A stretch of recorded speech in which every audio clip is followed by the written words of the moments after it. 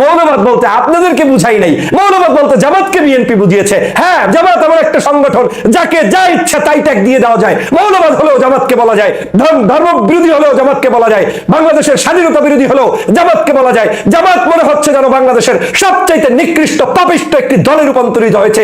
যেই আসবে সেই বলবে এই দলটার মধ্যে হচ্ছে খারাপ মানুষ। এরকম করেই বাংলাদেশের বিভাজনের রাজনীতি শুরু হয়েছে। মৌলবাদের সাথে জামাতের সম্পর্ক কি? মৌলবাদের সাথে শিবিরের সম্পর্ক কি? মৌলবাদের সাথে আলেমদের সম্পর্ক কি? মৌলবাদের সাথে তাবলীগের সম্পর্ক কি? মৌলবাদের সাথে ইসলাম প্রিয় মানুষের সম্পর্ক কি? মৌলবাদের সাথে ইমাম, কারি, মুয়াজ্জিন, হাফেজদের, মাদ্রাসা শিক্ষকের সম্পর্ক কি? আজকে হেফাজতে ইসলাম বৈঠক করেছে, আপনি তাকে বলে দিলেন মৌলবাদ বলতে আমি জামাতকে বুঝিয়েছি। কালকে আরেকজন বৈঠকে বসবে, আপনি বলবেন মৌলবাদ বলতে আমি অমুককে বুঝিয়েছি। এই সকল ধান্দাবাজি বক্তব্য পরিহার না করলে আগামী দিনের ভবিষ্যৎ যে কত কঠোর হবে সেটা আপনারা বোঝার মতো শক্তি নাই। কি দেখছি? আগের পথেই চলছে বাংলাদেশ। এটার জন্য বাংলাদেশ স্বাধীন করি নাই। গত 16 বছর কথা বলেছি সকল অন্যায়ের বিরুদ্ধে, সকল মানুষের পক্ষে। এই হেফাজতের জন্য যখন কেউ কথা বলে নাই আমি কথা বলেছি। এই শাহবাগীদের বিরুদ্ধে যখন কেউ কথা বলে নাই আমি কথা বলেছি। আলেম ওলামার পক্ষে যখন কেউ কথা বলে নাই আমি বলেছি, আজও বলছি। আপনাদের শিক্ষা হওয়া উচিত। আপনাদের চোখের সামনে একটি দলকে এভাবে অপদস্থ করবে, অপমান করবে, আর কান পেতে শুনে আসবেন, সেটাও কিন্তু আপনাদের পতনেরই লক্ষণ। বাহ বিএনপি, বাহ! আপনাদের একটু লজ্জা হলো না? আপনাদের একটু শরম হলো না এই শব্দ চয়নটা করতে? গতকালকের হেফাজতে ইসলামের সাথে আপনাদের বৈঠক হয়েছে। সেই বৈঠকে হেফাজতে ইসলাম দাবি করেছে যে মৌলবাদ শব্দটি বিএনপি যাতে না বলে, মৌলবাদ শব্দটিতে তারা আপত্তি জানিয়েছে। আর আপনারা চট করে আওয়ামী লীগের মতো বলে দিলেন যে মৌলবাদ বলতে আপনারা কাকে বুঝিয়েছেন? শুধুমাত্র জামাতকে, এদেশের অন্য কোনো রাজনৈতিক দল কিংবা আলেম ওলামাকে বুঝাননি। তার মানে আপনি সেই আওয়ামী লীগের পথেই কি হাঁটছেন? আওয়ামী লীগের মতো করেই কি রাজনীতি করতে চাচ্ছেন? যা কিছু ঘটবে, যা কিছু রটবে, যা কিছু চলবে সবকিছুই জামাতের উপরে চাপিয়ে দিয়ে আপনি বাংলাদেশের জনপ্রিয়তায় টিকে থাকতে চাইবেন? বাংলাদেশের আলেম ওলামাকে ভুগি যুগি বুঝাবেন? আপনি আলেম ওলামাদেরকে বলছেন কি করে? কারা বলছেন যে মৌলবাদ বলতে আমরা জামাতকে বুঝিয়েছি, এখানে অন্য কাউকে বুঝানো হয়নি? হেফাজতে ইসলামের নেতাদের প্রশ্নের জবাবে আপনি কি এই জবাব দিতে পারলেন? বাংলাদেশে গত 16 বছর পর্যন্ত জুলুম, নির্যাতন, অত্যাচারের শিকার ছিল এদেশের সকল রাজনৈতিক দল। জামাত ছিল তার মধ্যে অন্যতম। জামাতকে আপনি মৌলবাদ হিসাবে স্বীকৃতি দিয়ে চাপিয়ে দিবেন আর বাংলাদেশের জনগণ সেটা মেনে নিবে, বসে থাকবে? এই জামাত ইসলামের ফাঁসি হয়েছে যাদের, সেই মানুষগুলোর ফাঁসি কি এদেশের জনগণ মেনে নিয়েছে? দেশ নেত্রী বেগম খালেদা জিয়া বাংলাদেশে ফাঁসি দেওয়া সেই ব্যক্তিদের পক্ষে প্রথম জনসমাবেশ করে প্রকাশ্যে বলেছিলেন এগুলা হচ্ছে সম্পূর্ণ আওয়ামী লীগের ধান্দাবাজি। তিনি নাম উচ্চারণ করে করে প্রত্যেকটি ফাঁসির কাস্টে যারা ঝুলেছেন তাদের পক্ষে স্টেটমেন্ট দিয়েছেন। আপনি সেই দলের নেতা হয়ে জামাতকে সহজেই মৌলবাদ বানিয়ে দিলেন। এত সস্তা রাজনীতি, এত সস্তা রাজনীতি করছেন।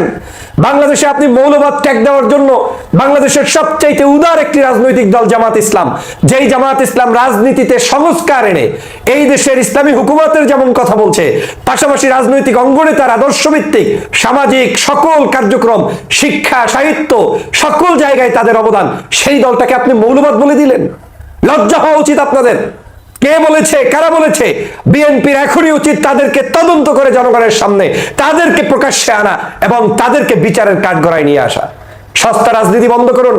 শেখ হাসিনার রাজনীতি ছিল এমন, বাংলাদেশে যে কোনো কিছু ঘটলে এটা জামাত শিবিরের কাজ।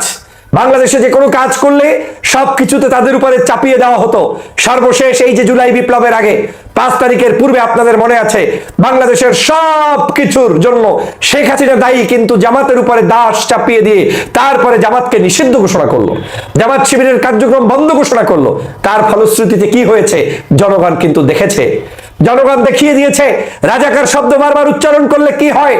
সেই রাজাকার শব্দ উচ্চারণের ফল হিসাবে আওয়ামী লীগের পতন হয়েছে, শেখ হাসিনার পতন হয়েছে, সারা বাংলাদেশে বারুদের মতো জ্বলে উঠেছে। এই সকল শব্দ জনগণ শুনতে চায় না। আপনাদের কি আকলে ধরে না যে দেশের জনগণ কি চায় আর কি চায় না? কেন বারবার এই শব্দগুলো উচ্চারণ করে অপরাজনীতির জন্য রাস্তায় নেমেছেন? মৌলবাদের সাথে জামাতের সম্পর্ক কি? মৌলবাদের সাথে শিবিরের সম্পর্ক কি? মৌলবাদের সাথে আলেমদের সম্পর্ক কি? মৌলবাদের সাথে তাবলীগের সম্পর্ক কি? মৌলবাদের সাথে ইসলাম প্রিয় মানুষের সম্পর্ক কি? মৌলবাদের সাথে ইমাম, কারি, মুয়াজ্জিন, হাফেজদের, মাদ্রাসা শিক্ষকের সম্পর্ক কি? আপনি বলে দিলেন সহজেই মৌলবাদ বলতে আমরা তাদেরকে বুঝিয়েছি। আজকে হেফাজতে ইসলাম বৈঠক করেছে, আপনি তাকে বলে দিলেন মৌলবাদ বলতে আমি জামাতকে বুঝিয়েছি। কালকে আরেকজন বৈঠকে বসবে, আপনি বলবেন মৌলবাদ বলতে আমি অমুককে বুঝিয়েছি। এই সকল ধান্দাবাজি বক্তব্য পরিহার না করলে আগামী দিনের ভবিষ্যৎ যে কত কঠোর হবে সেটা আপনারা বোঝার মতো শক্তি নাই, কিচ্ছু বুঝতেছেন না। বাংলাদেশের রাজনৈতিক পরিবর্তনের জন্য এদেশের মানুষ বিশ্বাস করে যারা সবচেয়ে বেশি নির্যাতিত নিপীড়িত তাদের পক্ষে মানুষ। একটা পোল দিয়ে দেখেন, একটা রিপোর্ট দিয়ে দেখেন, জনগণের ম্যান্ডেট কোন দিকে যাচ্ছে একটু নিজেরা নিজেদের দিকে তাকিয়ে দেখেন। শুধু সস্তা রাজনীতি করে সহজেই মুক্তি পাবেন সে আশা ঘুরে বালি, আলেমদের মধ্যে বিভাজন সৃষ্টি করার রাজনীতি সে আশা ঘুরে বালি। আর আমাদের আলেমদেরও লজ্জা থাকা উচিত। আজকের যেই সকল মানুষরা আপনার চোখের সামনে বলবে যে আলেমদের সামনে যে জামাত মৌলবাদ কিংবা অমুককে যুদ্ধাপরাধী, সাথে সাথে আপনাদের মুখ থেকে তাদের গালের উপরে চট্টপাঘাত করার কথা, যে বলুক তাকে বলার কথা, এ ধরনের সস্তা রাজনীতি পেয়েছেন কোথায়? কোন সাহসে পেয়েছেন যাকে তাকে যেখানে সেখানে আপনি জামাত বানিয়ে দিবেন? আমি আলেমদের কাছে প্রশ্ন রাখতে চাই, যদি জামাতকে মৌলবাদ বানিয়েই থাকে তাহলে আপনি কি জামাতকে মৌলবাদ স্বীকার করেই কারো ছায়ার নিচে গিয়ে রাজনীতি করবেন, নাকি আপনি বাংলাদেশের মানুষের মজলুমের পক্ষে থাকবেন?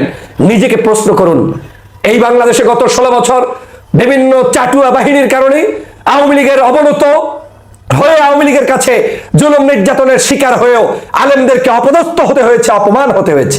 একই উপায় আলেমদেরকে যদি আজকের কেউ এরকম কটূক্তি করে কথা বলে আর যদি আপনি তাদের সামনে কুর্নিশ করেন তাহলে আগামী দিনেও আলেমদের কোনো অস্তিত্বই বাংলাদেশে থাকবে না।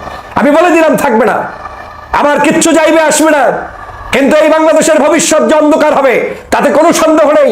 যেই নেতা যেই ব্যক্তি এখনো যুদ্ধাপরাধীর ট্যাগ লাগিয়ে বসে থাকবে, যেই নেতা যেই ব্যক্তি এখনো দলগুলোকে জামাত শিবিরকে কিংবা ইসলাম প্রিয় কোনো ব্যক্তিকে ট্যাগ লাগানোর চেষ্টা করবে, যেই নেতা যেই ব্যক্তি এখনো আলেম ওলামাকে রাজনীতির বাহিরে রাখার চেষ্টা করবে, তাদেরকে শুধু মসজিদে কিংবা ইমামতিতে কিংবা মিলাদ শরীফের মধ্যে রাখতে চেষ্টা করবে, আর যাই হোক তারা আপনার বন্ধু না, মাথায় রাখবেন। এই একই কাজ আওয়ামী লীগ চেয়েছে।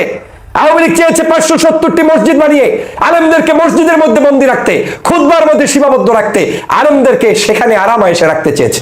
শেখ হাসিনা যা করেছে আপনি আমি তো এখন পর্যন্ত সেটাও করেন নাই। তিনি মসজিদ বানিয়ে ওই প্ল্যান করে এগিয়েছিলেন, কিন্তু এর মানে এই নয় যে ইসলামের বিশাল খেদমত করেছেন। অতএব আজকেও যারা আলেমদেরকে বন্দী করে রাখতে চায় তারা সোনার দেয়ালে তাদেরকে রাখতে পছন্দ করে, কিন্তু যদি কোনো আলেম একটু ফুস করে ওঠে রাজনীতির কথা বলে তখন তাকে আজকের মৌলবাদ বলা হয়, তখন তাকে বলা হয় আলেম কেন প্রচারণা করবে। কালকে দেখলেন পাপিয়া এবং কি বলে হারুন চাঁপাইনবাবগঞ্জে বক্তব্য দিতে গিয়ে বলেছে যে আলেম ইমামতি করবে, যে আলেম মুয়াজ্জিনি করবে, যে আলেম মাহফিল করবে তাদের নাকি ভোট চাওয়ার অধিকার নাই, তারা নাকি রাজনীতিতে ভোট চাইতে পারবে না। কত বড় নির্লজ্জ বেহায়া মানুষেরা। বাংলাদেশের একজন মুদির দোকানদার, একজন চায়ের দোকানদার, একজন রিক্সাওয়ালা, ভ্যানওয়ালা, বাংলাদেশের একজন মানে কি বলে রাস্তার সাধারণ নাগরিক, তিনি রাজনীতি নিয়ে কথা বলতে পারে, শুধু আলেম কিংবা ইসলাম প্রিয় নাগরিক কথা বলতে পারে না। এটা কেমন সভ্যতা, এটা কেমন বর্বরতা। তার মানে এই পথ আওয়ামী লীগের দেখানো পথ। অতএব শুধুমাত্র আওয়ামী লীগটা বিদায় নিয়েছে, কিন্তু বাংলাদেশের মন মস্তিষ্ক থেকে সেই জিনিসটা বিদায় নেয়নি। শহীদ রাষ্ট্রপতি জিয়াউর রহমানের উদারতা হচ্ছে এই, বাংলাদেশের যে কোনো মানুষ রাজনীতি করবে সে আমার চরম বিরোধিতা করা সত্ত্বেও তিনি যদি গণতন্ত্রের জন্য লড়াই করে, ধর্মের জন্য লড়াই করে, দেশের স্বাধীনতার জন্য লড়াই করে, তার বিরুদ্ধে আপনি তো বক্তব্য দিবেন না, তাকে তো আপনি স্নেহ করবেন, ভালোবাসবেন।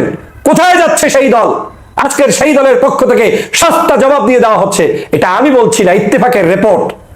বিএনপিকে গতকালকের হেফাজতে ইসলাম গিয়ে বলেছে যে বাংলাদেশের মৌলবাদ শব্দটি পরিহার করতে হবে, আরো অনেক দাবি দিয়েছে, সেই দাবিগুলো ভিন্ন হিসাব, কিন্তু সেই দাবিগুলোর মধ্যে আমরা বলছে মৌলবাদ বলতে আপনাদেরকে বুঝাই নাই, মৌলবাদ বলতে জামাতকে বিএনপি বুঝিয়েছে। হ্যাঁ, জামাত এমন একটা সংগঠন যাকে যা ইচ্ছা তাই ট্যাগ দিয়ে দেওয়া যায়। মৌলবাদ হলেও জামাতকে বলা যায়, ধর্ম বিরোধী হলেও জামাতকে বলা যায়, বাংলাদেশের স্বাধীনতা বিরোধী হলেও জামাতকে বলা যায়। জামাত মনে হচ্ছে যেন বাংলাদেশের সবচাইতে নিকৃষ্ট পাপিষ্ট একটি দলে রূপান্তরিত হয়েছে, যেই আসবে সেই বলবে এই দলটার মধ্যে হচ্ছে খারাপ মানুষ।